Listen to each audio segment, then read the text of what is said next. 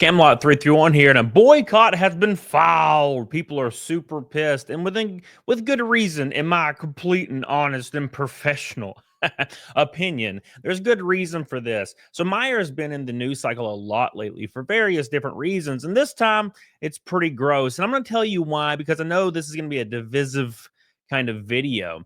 But basically, long story short, there's an employee with special needs who had been taking food and consuming it every once in a while at Meijer. Well, Meijer decided to have this young man arrested, and it's on video with BODYCAM. So we're going to watch that and let you kind of decide. And I'm going to give my thoughts and why I think it's definitely not the right way to go for Meijer. And I understand why people would be calling for a boycott.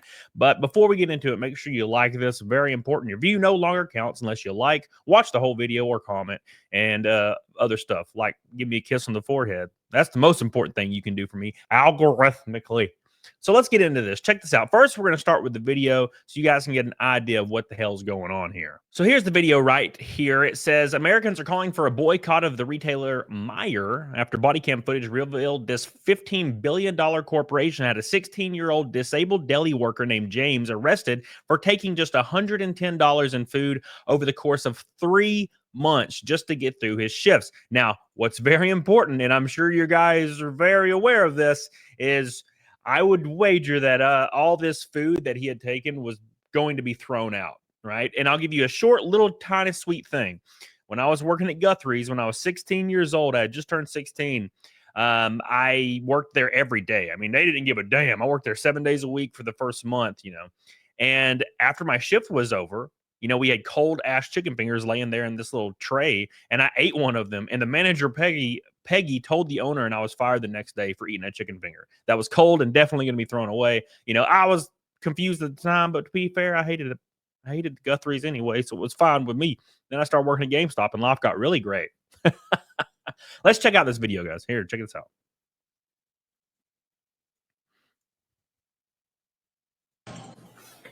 Hello. Hey. So we have James here. Who's James? Right here. Right here? Okay. He is he works in our deli department. Okay. And we found out that he's just been taking like orders of chicken and fruit cups and stuff like that off the floor. He took some damn fruit cups, bro. He took some damn fruit cups. For 110? Yep. All right. James, do you have anything on you need to be aware of? Not Don't reach for it if you do. Don't reach for it if you do. Okay, so I have a Sharpie and a box cutter in this pocket. All I have in this pocket is my phone and my earbuds, and then in my back pocket I have my wallet. All right. Go ahead and stand up for me. Okay. All right, just go ahead and put your hands in the wall for me. I'm just gonna take everything out. We'll get it with it.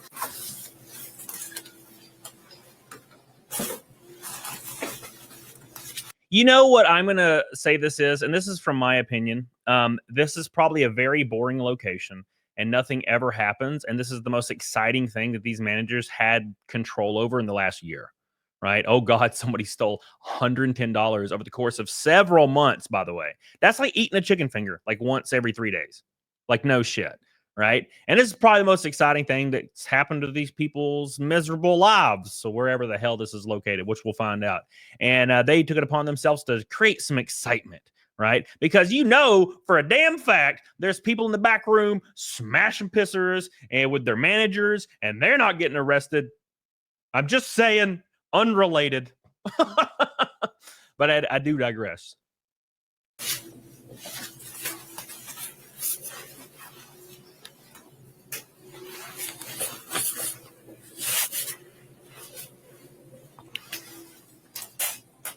All this stuff yours? Like the box cutter, that's not my property or anything?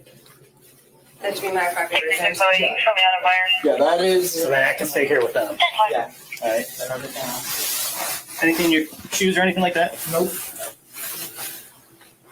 You want to put your hands behind your back? Okay.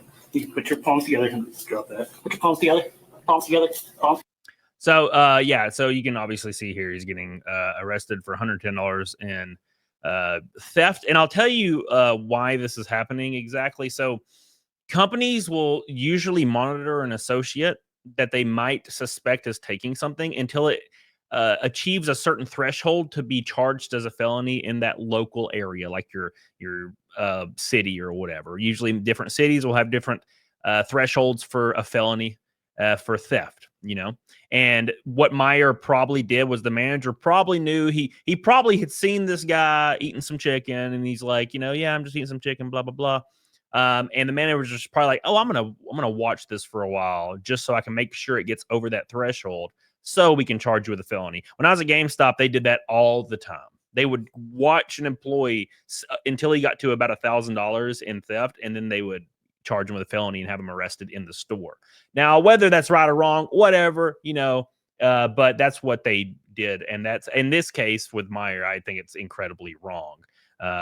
But let's kind of get more into the deep end here and see what exactly is happening. This post right here says, "Dear Meijer, I've recently become aware of the incident involving a young man, James, previously in your employee. There has been speculation this young man has a disability. Notwithstanding, I must question your approach to this matter. Yes, theft does affect the bottom line. However, is it accurate the stolen items were to be discarded? Is it also accurate James retrieved items to consume personally and not for financial gain? Is it also accurate you are aware he was retrieving discarded items to consume daily, and rather than intervene in a supportive manner as a concerned employer, you chose to monitor him over an extended period of time in order for the value to reach an arrestable offense?" Which is 100% what they did. This is kind of par for the course when it comes to corporate companies. They tend to do this. Like I said, it's probably just more exciting for them. And it also makes their job seem more valuable. Like the manager's job might make them seem more valuable if they're having people arrested, kind of like playing, vigilante justice, in my opinion. I know people at GameStop always got excited when it was happening, right? So it does break the monotony up, right? And that's kind of what I'm thinking is going on here. But the whole point is, why did they not issue warnings? Like, hey, man, did you pay for that chicken? No.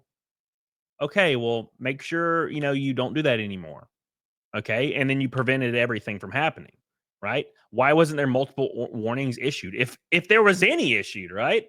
It all seems like a scheme specifically to have this kid arrested. Why? I mean, is it because you're evil? You know what I'm saying? It says you had the opportunity to intercede and support an employee with their food insecurity crisis. Instead, you chose to entrap him and prosecute.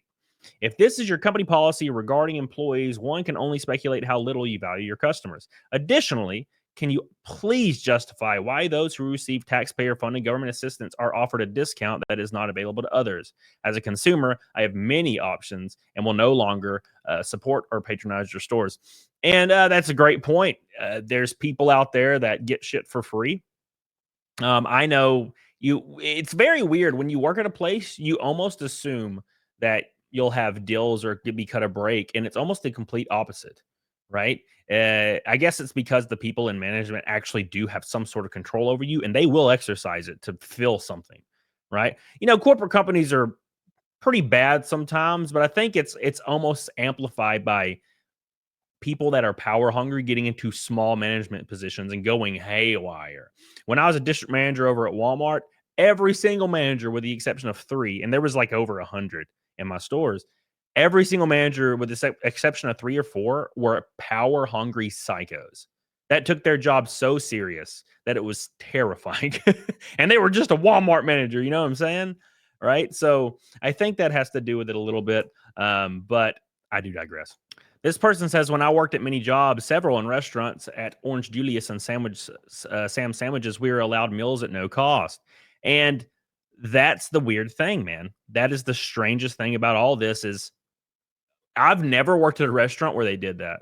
Maybe if it was privately owned, but not a corporate restaurant, not a chain. Now, they will fire you and have you arrested immediately, right? Which is very strange to me because they throw out, I mean, at any restaurant I ever worked out, especially like Red Lobster, they threw out food in over 100 pounds of excess every day, right?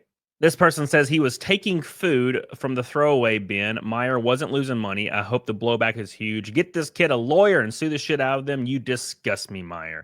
Pretty beautiful. And I tend to agree with this. I tend to agree with this. Again, I mean, you can see you know, this manager on duty smirking the entire time, like he loved it. He loved the entire process. He loved getting the police involved. You can kind of see what's going on here. You can kind of get a feel for what they're going for and what they're wanting to happen.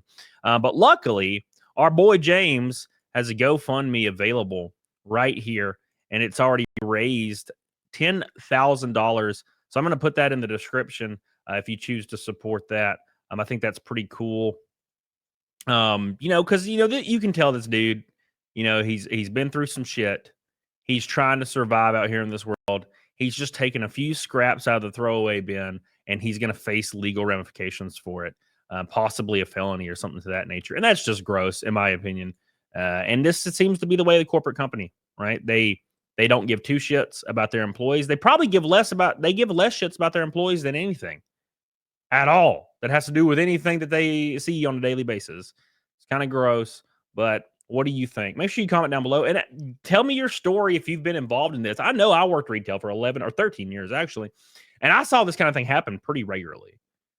Kind of injustices, if you will. What about you? Let me know. Have you been fired for this? Let me know, man. Follow me on all the stuff and get the hell on it and diggity dog on it. Thank you.